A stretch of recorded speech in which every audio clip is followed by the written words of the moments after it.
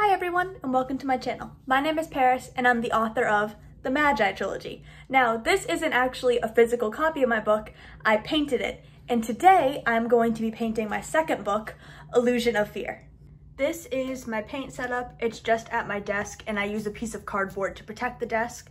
Now, for reference, this is my personal copy of Illusion of Fear, so obviously I'm not gonna try to get paint on it, but if I do, I'm not selling it, so it's okay. And then these are the little canvases I have. I got these at the Dollar Tree, so they're like $1.25 each, and they are the perfect little size and shape for mini books. The cover of my books, as you know, it's kind of half one color, half another color. So I'm gonna start with the orange half just because I can go over orange with gray pretty easily, but it's gonna be harder to do the other way around. So do that half first and do, approximately half of the canvas, probably go over a little further so I have wiggle room. Then wait for it to dry, get the gray over, and then, kind of piece by piece as painting goes, because you need to let it dry a little bit before you go on top. So first things first, I gotta get my orange. I'd say that's a pretty close match. Keep in mind, I am no means a professional painter. I just kind of freestyle all my paintings until they look good. So that's what we're doing today. We're doing some freestyling.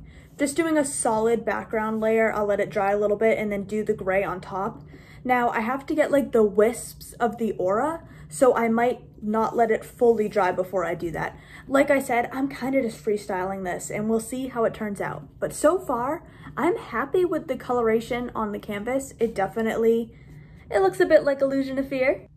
All right, step one is done. Now I've definitely gone a little over the halfway mark, and that's just because on the cover you can kind of see the gray goes over the orange part, so I want to have a little extra orange so that I can weave over it with the gray. It's been about 10 minutes, so this has, started to dry, but it's not fully dry. I'm gonna take the time now to start adding the auras onto it. So I have Illusion of Fear right next to me, and I'm gonna do my best to actually replicate, where the actual wisps of smoke are on the auras. I don't think you guys can really see it, particularly since I have so much leftover paint on this palette from other times, but I have, 1, 2, 3 different shades of the orange, so I'll do the darker first, and then I'm gonna do, the lighter ones on top of it and mix them all together like the smoke, and then I will show you guys, hopefully, a decent finished product. All right, I'm actually very happy with it. I wasn't originally going to outline the way I did, but I liked the way it looked, so it worked out. These two lines are references for, to keep the faces all even, kind of where I have it on the other ones, so that, all across they'll be even. I'm going to get the background done with the gray, and when I come back, it'll be time to start working on the actual face. Okay, the background is officially done and pretty dry, so I can touch it.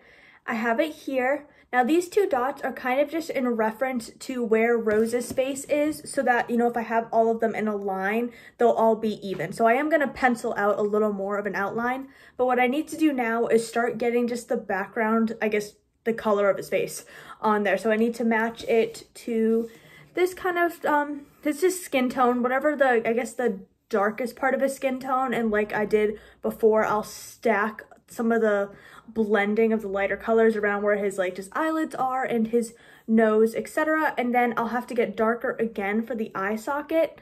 Obviously the white of his eyes is going to be white, and we'll have his kind of ember eye here, the eyebrows, and then we'll deal with the title and of course the spine, which I do have right here as well. And Rose's one has, oh, did I not do? I didn't do the spine on this. Okay, less work for me. I don't need to do a spine on the side. All right, here we are. So I kind of just put the baseline down for, his nose, and then some of the I don't know what they're called, like the, I guess, age lines, or wrinkles, or whatever you call them when they're, by your eyes. This side obviously doesn't have any, well, not obviously, but doesn't have any because he has the scar, so it's kind of like a reddish pinkish color where the scar tissue is, so there's nothing over here, and then his eye will be here as well, but because I'm using completely different colors, I got to wait until this dries. I know this is not a good angle, but you guys, the phone stand I have is literally this paper towel roll. So, I mean, this is what we have to work with. I'm trying to be able to show you guys the actual process of painting. So what I'm working on is the scar now, which I'm just freehanding it. That looks really dark, but I mean, I guess it is kind of dark on the, kind of goes down like this for, now this is not the actual X part of the scar, this is just where his eye was. This looks creepy, not gonna lie. But listen, it has to be creepy for a second before it looks less creepy. Now it's definitely lighter in the middle, but for now I'm just getting my base. I mean, that kind of actually, it kind of works actually, because it's not, he doesn't have the eye in the socket. So this is, I mean, that's just what he has to work with. Now the X is like on top of it, but also behind it. Now it's actually not fully dry behind it, which kind of works because it's all blending together because it's not perfectly smooth. Okay. Oops. Round out the corner here. And then, okay, actually I'm gonna kind of get some of the blending in with the wet paint in the background. Is that an okay shape? I feel like it is actually, because you know his eyebrow will be up here and then the scar goes on top of all of it. So I feel like that's a good base. Now it's definitely too wet to do the base of the eye, so I'm gonna have to just wait a little bit and see how it goes. Switching to voiceover so you guys can see the full time lapse of the painting. Right now I'm working on the scar, so the eyebrows, I realized a little late, are actually kind of, I guess, under the scar. So I had to stop and add the eyebrows and then add the scar, kind of layer painting over the scar. Then boom, we're switching. We are now doing the actual eye. That does not look round.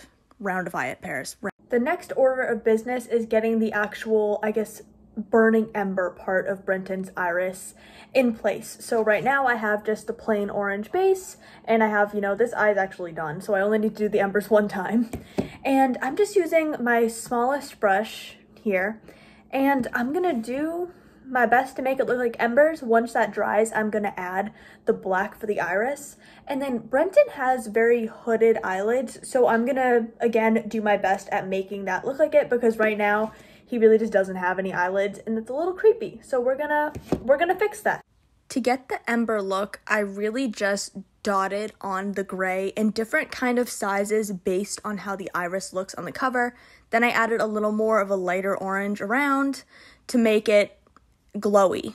Pupil, obviously, just a little black circle. While doing his eyelids, I realized on the cover that his eyelashes are so light that they wouldn't show up on canvas. So I am so happy I don't need to do eyelashes. Here it is. Now, obviously the title is not on it yet. I use kind of, I guess it's an oil-based paint pen, and in the past I've done that at this stage, and then I've sprayed the sealant on it, and the oil kind of, I don't know exactly what happened, but it kind of just got smudged. So I'm gonna spray the sealant on it now. I have to wait about 24 hours for it to dry, and then after that I'll be able to get the title on, and then it will be done. Why does the final step have to be the most terrifying? I hate these pens with a burning passion. I have gone through so many of these trying to find a good brand. So if you have a good brand of, you know, paint pens that actually work and don't explode or leak everywhere, or they just smudge easy, or they just don't look good, or they don't work, period, let me know, because I have gone through dozens of these. Sharpie ones are the worst by far. Anyway, rant over. I gotta get the title of the book on, and I'm terrified to do so. It is going to look like this. I'm gonna do my best to like hand do the font. Now, I don't know why, but the T in the Magi for Illusion of Fear looks different than the T on the Magi, and Beldestine. I don't know why. The font like updated and then updated back. So I'm gonna match this T on this cover. Now, this is such a stressful part. I'm not even gonna try to film it. I am just going to do it, and then I will show you guys after, because there is no way I'm gonna be able to talk while I do this because I'm terrified. I kind of just went for it and got it done as like fast as I could without, completely screwing it up. So I'm happy with the final results.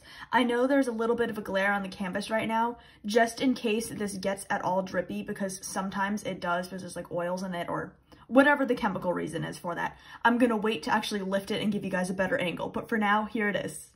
Illusion of Fear is finally dry. Here it is. I'm very happy with how it turned out. I have the Magi right here as well. So obviously it's not quite a complete set yet. I still have to do Beldestine. So I'm very excited to begin that, hopefully sometime. I guess by the time you guys see this, it will already be painted. Hopefully, we shall see. Regardless, I'm very excited to be kind of getting back into painting. That's something I want to do more of in 2024. So if you're interested in more videos like this, maybe more painting time lapses, or anything to do with what I'm hoping will be an increased amount of paintings this upcoming year, definitely let me know in the comments. For now, thank you for watching, and whatever time it is, whether it's morning, evening, or night, have a great day.